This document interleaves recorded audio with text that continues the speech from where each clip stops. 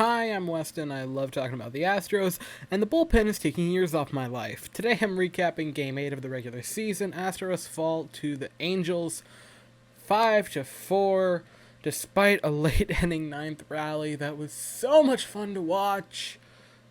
We fell short. The new extra inning rule is not treating the Astros well. 0-2 in our two extra inning weird runner on second base games. Now, the bright side is our consistency is showing because we've lost both of those games. The downside is we've lost both of those games. The Astros fell, and it really, really bites. Because the first person I want to talk about, Greinke had a great night. 5 1/3, perfect inning. 16 up, 16 down. He looked great for the first half of this game. And I know what you're thinking. It's Zach Greinke. He probably gave up the perfect game on purpose, and that's a distinct possibility. And I'd probably say that if he didn't give up a run, but since he gave up two, I'm going to say he probably didn't mean to do that. If it would have been just the hit, though, and then would have kept retiring guys, I probably would have said, oh, it's Zach Greinke. He's doing this because he hates attention. But the runs make me think he might have just had a couple of off pitches. I don't know what Zach Greinke's pitch count's going to be this year, but I'm guessing it's going to be around 70, which, out of your third starter, if he can only go 70 pitches, that's fifth, sixth inning. That could be a little problematic, especially with the bullpen woes. And now let me talk about those bullpen woes, because, oh boy, it's painful. Blake Taylor came in, and Blake Taylor is, I'm going to be honest, he's probably our best reliever so far this season. It's good because he has only given up, I believe, one run so far. He's looked good. Like, he's been a good reliever, but the fact that Blake Taylor is our best is a little saddening, to be quite honest with you. He looked fine. I believe he pitched 1 2/3 innings. He looked good.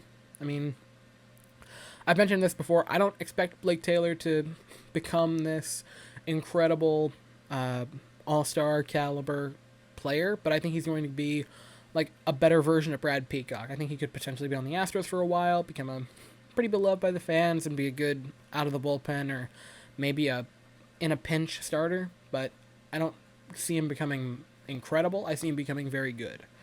And then, oddly enough, in the 8th inning, we put in Ryan Presley, who has kind of been day-to-day with an injury. I don't know why we put Ryan Presley in, especially because at the time we were losing. Kind of a little significantly. I don't understand why we put him in, but we certainly did. And then he sustained the same injury that Brian Abreu had, which was a little cut on his thumb, right where the nail and the cuticle meet. I have a theory about this, and I want to preface this. I am not a doctor. I have not gone to medical school. I have not even gone to college yet. But whenever I wash my hands a lot, which I've been doing recently because I'm clean and not trying to get the Rona, I've noticed my hands around the cuticles get a little dry and crack a little bit.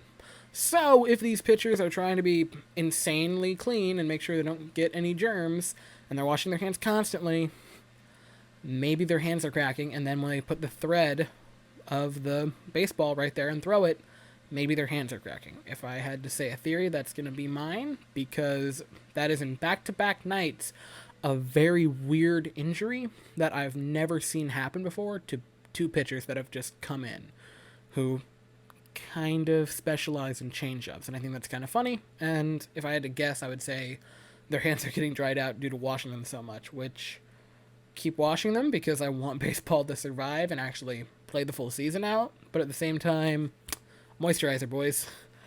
Bailey came in and got one out, which, it was an out. I'm not going to sing his praises. It was an out. Then Osuna came in and got injured. This bullpen, man. Whoa, our bullpen is taking years off my life. Osuna got injured, and that is, why not, Every single night we've either had an injury or a debut to our bullpen, and that, it'd be really interesting to me if it was a different team, but it's my team, and so it hurts my soul. Osuna got injured and pulled. Cy Sneed came in, gave up the tying run, and then Evaldo Rodriguez came in and let him walk it off. And I know people are going to want to yell and scream at Rodriguez, and I get that because, yeah, he gave up a walk-off. But the guy is a single-A pitcher. Like, this is not just is this, like, the biggest stage you can get to. This is the biggest stage you can get to, and he didn't go through Double-A, which is considered the biggest jump. Like, the jump from Single-A to Double-A is considered bigger than Triple-A to Majors. He didn't go to Double-A, he didn't go to Triple-A, he went from Single-A, which is still a low level of the minors, to the MLB. Like, this is... I have a hard time, like, talking bad about him because, like, I'm not expecting a lot. He's a Single-A player, and I feel kind of bad for him that he's sort of been thrust into this spot of having to pitch at a major league level. And even though the Angels aren't the best team, a terrible major league team, and I'm not saying the Angels are terrible, I think they're middle of the road, but even the worst major league team could absolutely destroy a Single-A team. Case in point, an okay Angels team beat up on him. They walked him off. He almost got out of it. He got 2 outs. If Reddick would have fielded properly and would have gotten a straight throw, I think they could have got him. But I'll talk about Reddick's day in the field in a second. Offense, it wasn't non-existent. Springer, man. RBI single, I believe, in the 7th, and then, that 2-run shot in the top of the 9th. I haven't gotten that loud since the World Series, and I think it's kind of because the Astros haven't, this is going to sound terrible, they haven't given me like a super shock moment so far to scream about. So when Springer hit that home run to give us the 1-run lead, I lost my mind. I was so pumped. Springer, I think he's out of his slump. 2 hits tonight, 2 hits last night, home run tonight, and that was, Springer needed it. Shortly before Springer's home run, Reddick hit a home run, which I want to be happy with Reddick, but 2 of his, I guess, like, brain farts, for lack of a better word, cost us 2 runs. The triple, because he just forgot how to field for some reason, and then the offline throw that allowed them to walk it off.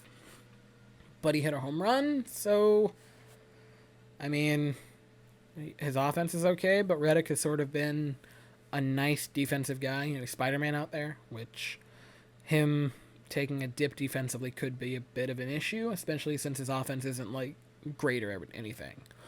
Our other 2 defensive outfielders, or not defensive outfielders, but 2 other outfielders, Springer and Brantley, and to an extent Tucker, are more offensive players, and so we'll take, I wouldn't say they're subpar in the outfield, but I'll take average to maybe just a touch below average in Brantley's case in the outfield with their great hitting, and same goes with Tucker.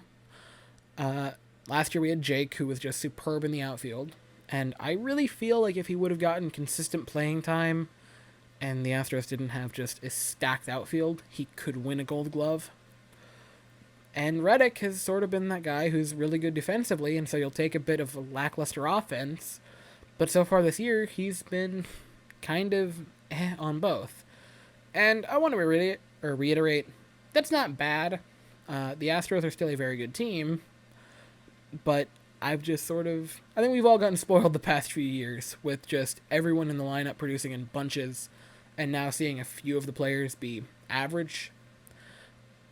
We've been spoiled. We've been spoiled by a superb team who's not coming down to earth, but injuries are starting to plague this team, and I think a lot of our players, our core 3 in Springer, Altuve, and Bregman, I don't want to say they're psyched in their head and they've let people get to them, but I think they have it in their minds that they need to do really, really well this season to prove everyone, hey, the cheating didn't have a lot to do with it. We did it in 17, but we were clean in 18 and 19, and we were great in those seasons. I would almost argue, outside of the World Series, 19 was a better overall team than 18, than 17. And I think that's getting to them a little bit. One of the announcers touched on that and said, I think Altuve is struggling because he's trying too hard. And I kind of agree with it. The Astros have got to relax a bit, start calming themselves, and remember, they are good players. They are MVPs, they are all-stars, they are silver sluggers. They need to go out there and be who they were last year. They need to try to forget everyone yelling at them and screaming at them in the comments. Altuve also did have a hit, though, and it allowed us to take a 1-run lead. Stubbs got a hit. I love Garrett Stubbs so much. I think he's awesome. I really want him to take that second catcher position. I have nothing against Garneau, but maybe if he doesn't come back after the offseason, Stubbs could really take that second catcher spot because I think Garrett Stubbs is awesome. Yeah, that's really all I have to say. Thank you so much for watching. I hope you enjoyed the game, and have a great day. Go Stros.